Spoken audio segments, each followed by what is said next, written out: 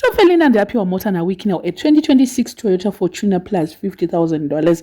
Fela minotanga kasara sei paipiwa vamwe mota, but anyway azopiwa share yake. Let me just read a small part yaita yacho kuti apiwe. Hanze, what makes you very unique is the authentic African inspiration which you have proudly promoted by selling African inspired apparel and serving traditional African cuisine at your restaurant Kwanandi.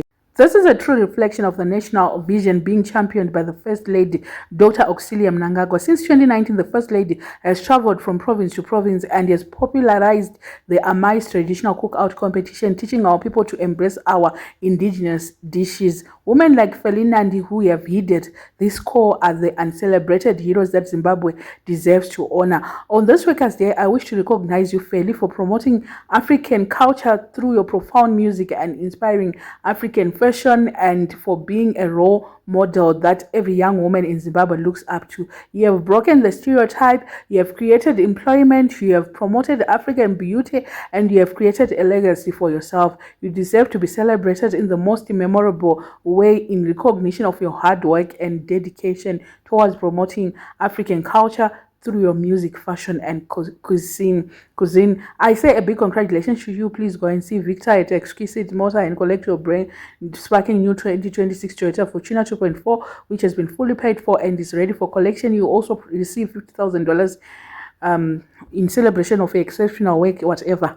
Okay, ndopanda ungoti mungonzwa chete kuti Massive Sevanzi nasi izwa renyu futhi it's a workers day for you, but you get what? Zero. You get $200 every month.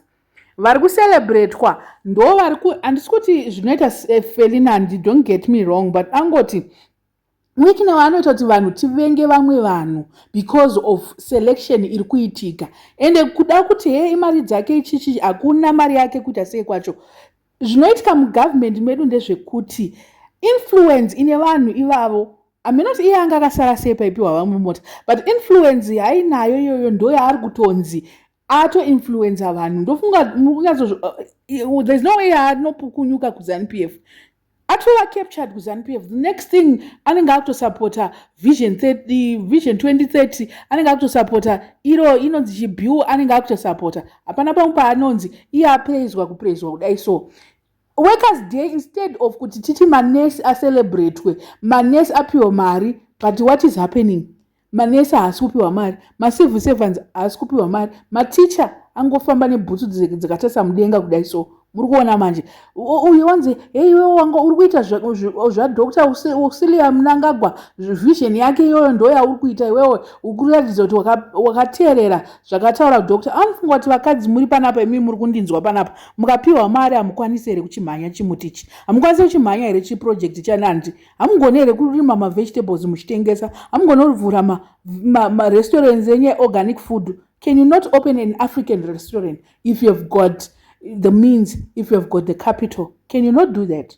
But it seems as if they are awarding certain people, especially my musicians, because they've got vanodiwa. Nandi has got followers, close to 1 million followers. Ivavo vese vari kungoti well deserved. Naye munhu kana achinzi well deserved zvinenge zvimboreve chichi. Mbonyanzondiudza kuti well deserved, munhu akanzi well deserved, unoona social media yese yakazara well deserved zvinenge zvireveko. Mbonyanzondiudza kuti anoti well deserved pakai.